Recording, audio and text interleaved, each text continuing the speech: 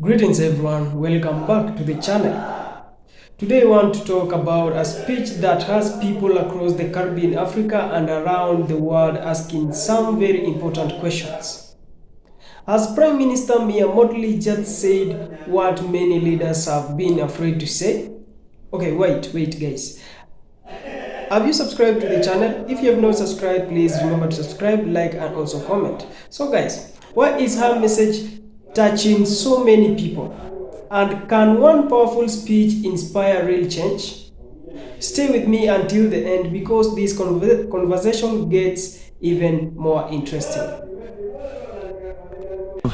Too many other major challenges. That's why I ask all the time, who sees us and who hears us? We continue to be confronted by problems of blacklisting, which pale into insignificance when compared to climate change, but which destroy our financial sector. The illicit flow of weapons, such that the ease with which people can go into public spaces and shoot and kill others is now regarded as just another item on the news because we promote profit in the manufacture and trade of guns and weapons, of non-communicable diseases that strike down our people in the most insidious of ways because we allow diets that promote the prosperity of a few multinational corporations to become the norm of the day with the food that we eat and the lives that we live.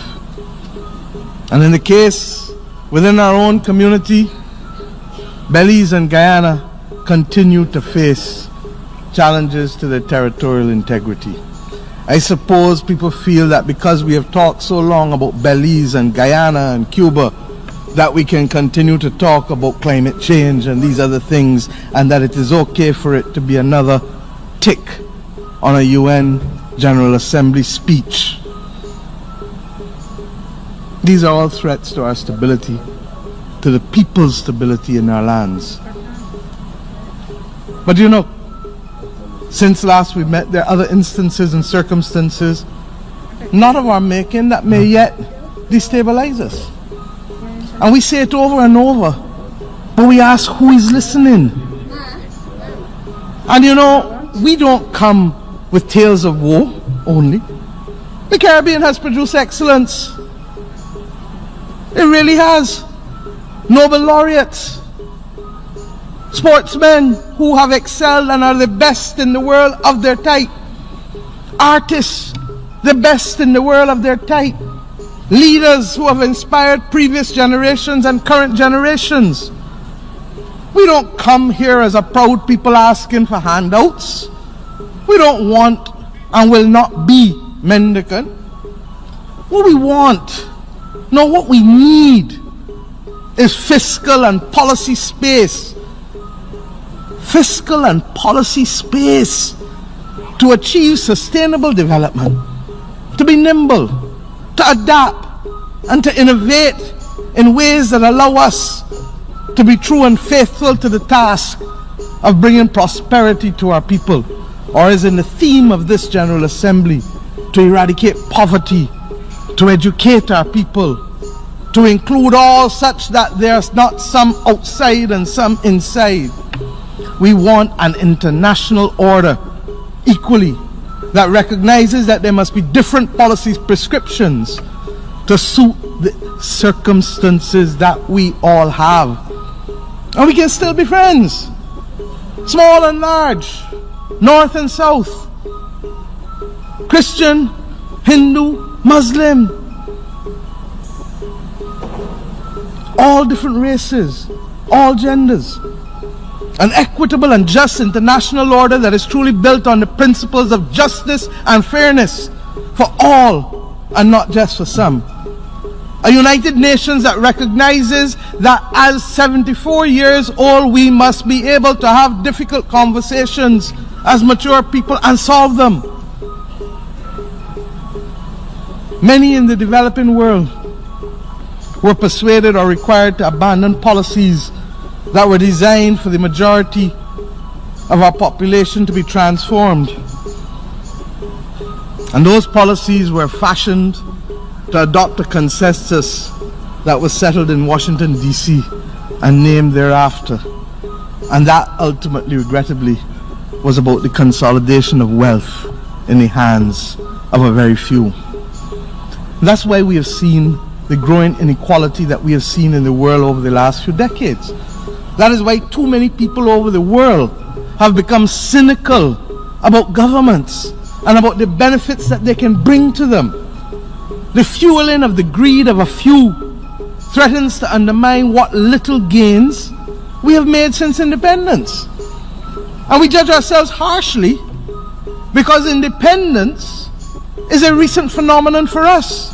Others who have taken 150 years to get where they have gotten are still stumbling and falling. And you want to judge those who have had less than 50 or 60 years to operate in a world that has not been made in their image and that does not reflect their interests. This is the fate, my friends, of simply too many. And Mr. President, despite our small sizes, the 14 countries of the Caribbean community have been able to play leadership roles of international import. I can't stand here today without talking about St. Vincent and the Grenadines, that has become the smallest nation of the world ever to be elected to the Security Council to sit on it. We are proud of them. In addition, and I want to speak to this, because when CARICOM was confronted with the unfolding situation in Venezuela, I accompanied the then chairman of CARICOM, the Prime Minister of St. Kitts and Nevis, as well as the Prime Minister of Trinidad and Tobago, to meet in this building with the UN Secretary General in January of this year. And we met with many delegations, and some said we were wasting our time, and some said the time for talk was already over. And we said then, as we say almost 9 months later, the time for dialogue, the time for talk, my friends, can never be over in a world that wants peace and prosperity.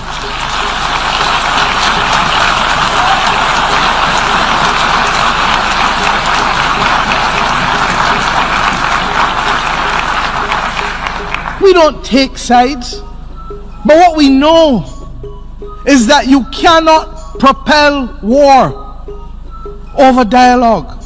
The people of Venezuela must be allowed to decide their own future in accordance with the principles of the United Nations Charter.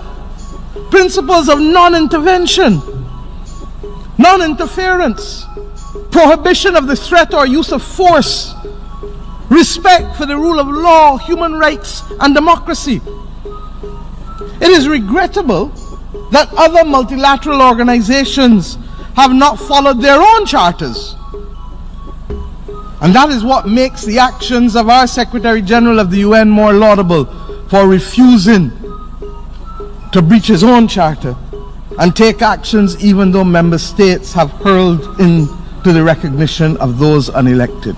Our Caribbean Sea must remain a zone of peace, and for that we shall fight.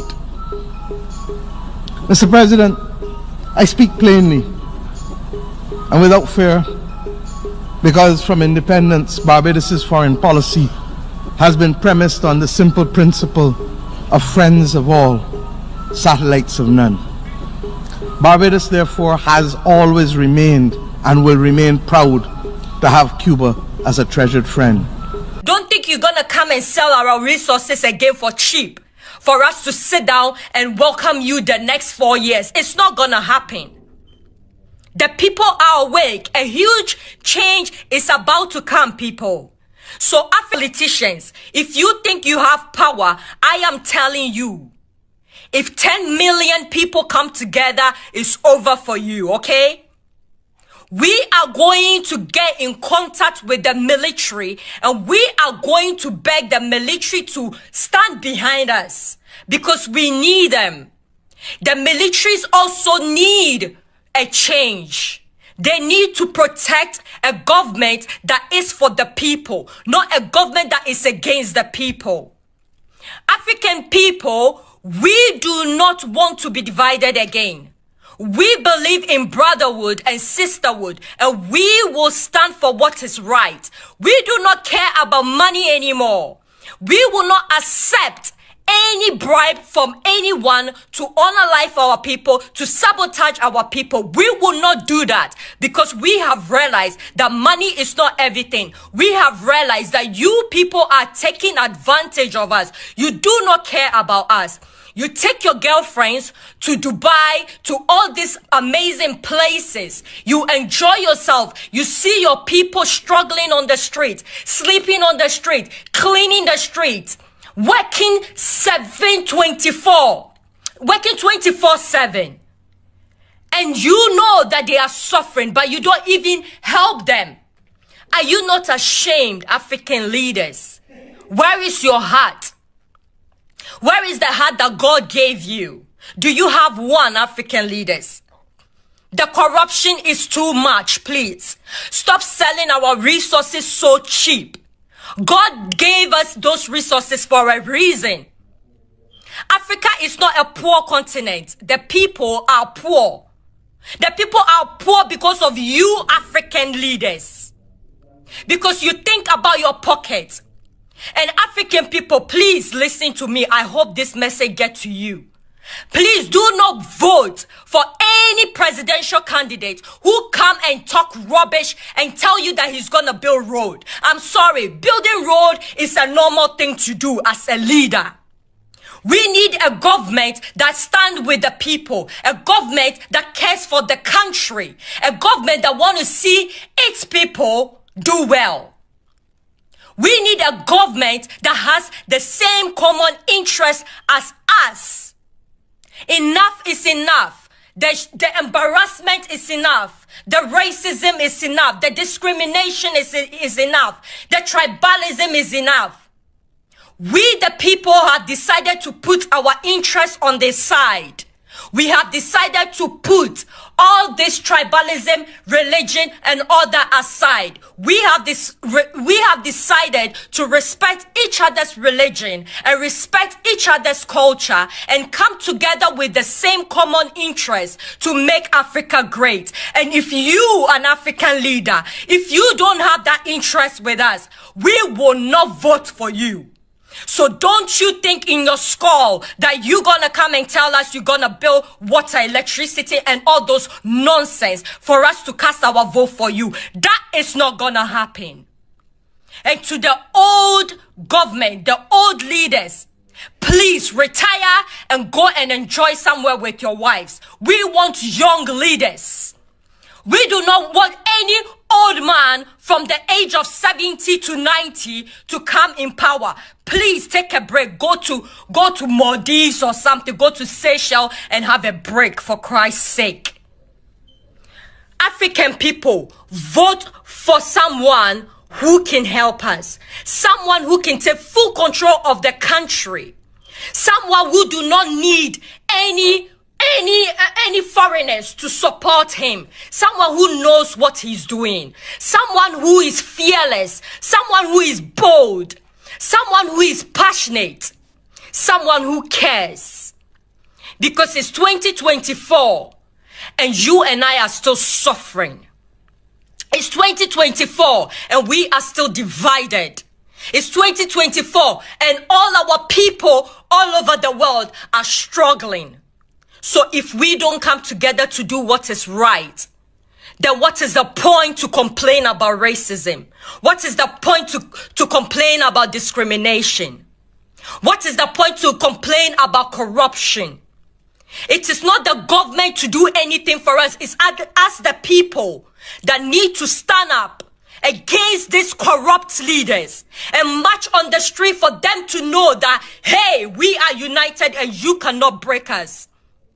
Guys, if you take a stick and you can easily break it, but if you put 20, 30 sticks together, you can never break it. It will be difficult. This is the thing I'm saying about unity. This is my point, people. If we unite, I'm not asking you to come and love me and say hello to me every day. But if we can have the same common interest to make our nation great, I think that we will be on the right path to a good future, to a bright future for our next generation to come and live like kings and queens that we are. And not to suffer like slaves, because that's what we still are. I'm sorry, but if you have gold and diamond on your land and you need somebody to come and take your gold and diamond and give you the owner 10% and they take 90%, are you still not a slave?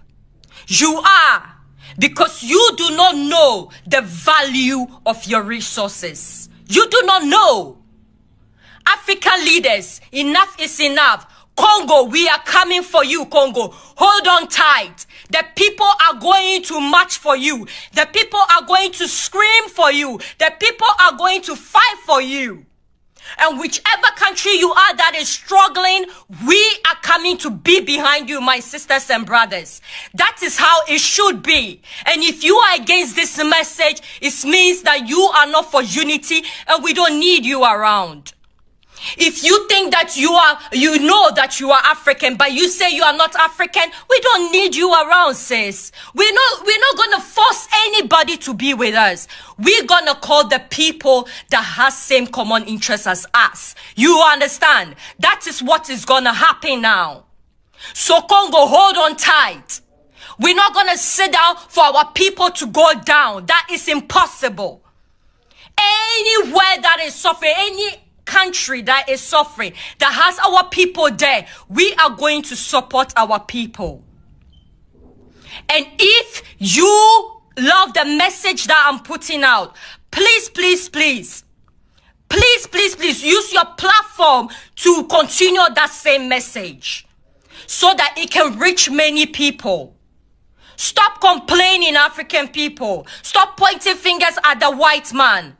The white man also wants profit. He's not going to come and take your oil and your gold out of the ground for free. They also need their money. So if you want to make money, you need to build your own refineries. You need to build your own infrastructures. Okay? Thank you. It is time, people. Some of us are frustrated and we are tired. Enough is enough. And anybody who has something to say against what I'm saying, shout. Hello ladies and gentlemen, I hope you've just watched that full video from Mottley, our minister. Let me ask you something. Does the size of a country determine the power of its voice? If that is true, then why do some of the world's smallest nations continue to deliver some of the biggest messages? As I listened to Mottley's speech, I couldn't help but admire the confidence she showed. She was not asking for sympathy. She was not begging anyone. Instead, she spoke about climate change, financial challenges, illegal arms, health crisis, and the need for fairness. That made me stop and think. If this problem affects millions of people around the world, why aren't they being solved faster? Is it because they are too difficult? Or because some people benefit when nothing changes? One thing that really stood out to me was her message that the Caribbean is not asking for handout. The region is asking for opportunities, respect, and the freedom to build its own future. Honestly, isn't that what every nation wants? Imagine working hard every single day, but someone keeps changing the rule just before you reach the finish line. Wouldn't you feel frustrated? That is exactly how many developing countries probably feel. Here is a fun quote that came to my mind.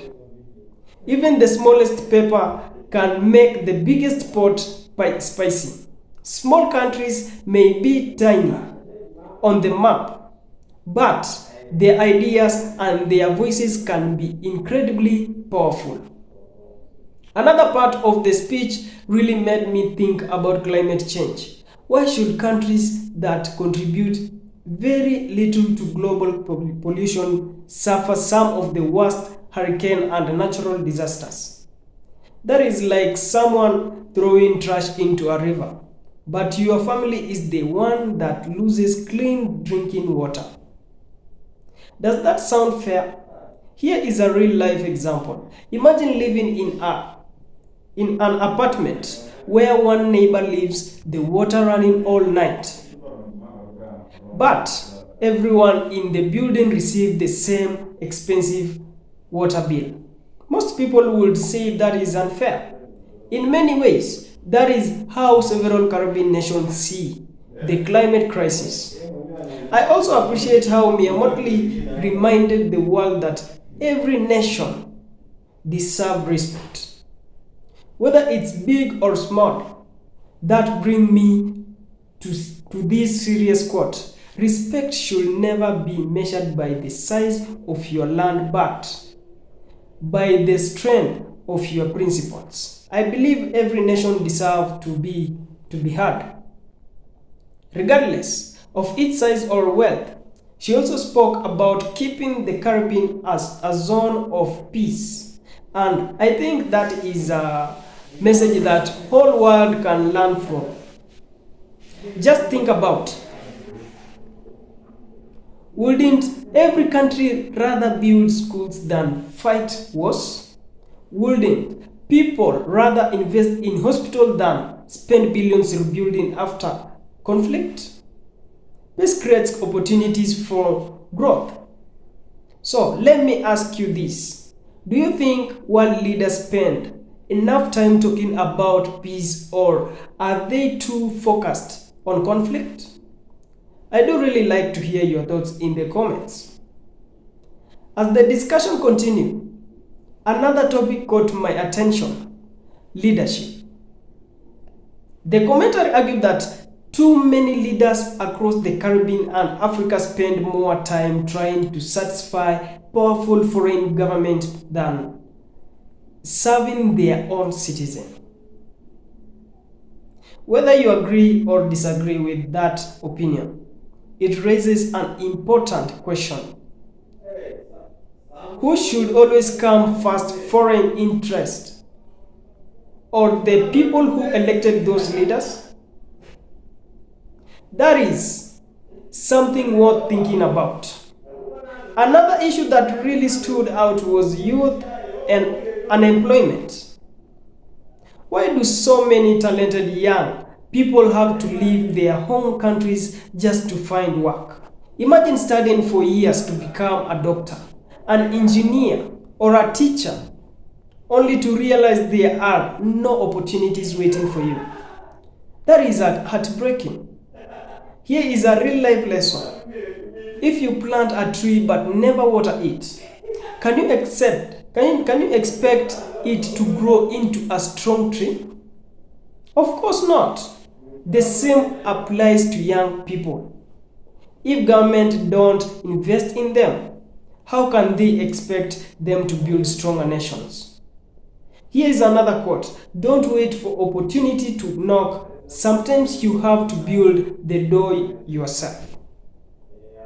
The discussion also talked about stronger ties between Africa and the Caribbean. Just imagine that what could happen if both regions increased trade, education, technology, tourism, and investment. Could that create more jobs? Could it reduce dependence on outside powers? As the saying goes, one broomstick breaks easily, but a bundle is hard to break. Unity has always been one of humanity's greatest strengths. Many people are also calling for greater political accountability. They want honest leaders, transparent government, and leaders who remember why they were elected in the first place. Here is another serious quote that really fits today's discussion. Power is not a trophy to keep. It is a responsibility to carry. Leadership should never be about personal gain. It should always be about improving the lives of ordinary people. Before I end this video, let me leave you with a few important questions. What do you believe makes a truly great leader? Is it powerful speeches, honest actions, courage, or the ability to unite people during difficult times? And do you believe the Caribbean can become even stronger if its nation continues standing together with one voice? I really want to hear your opinions. So, share your thoughts in the comment section below. Let's have a respectful discussion because that is how we learn from one another. If you enjoyed this video, don't forget to like, subscribe, and turn on notification so you'll never miss another reaction. See you in the next video. Thank you so much for watching. And remember, the future does not belong to the biggest nation. It belongs to those brave enough to share it. Until next time, stay safe, stay informed, and I will see you in the next video. Inshallah.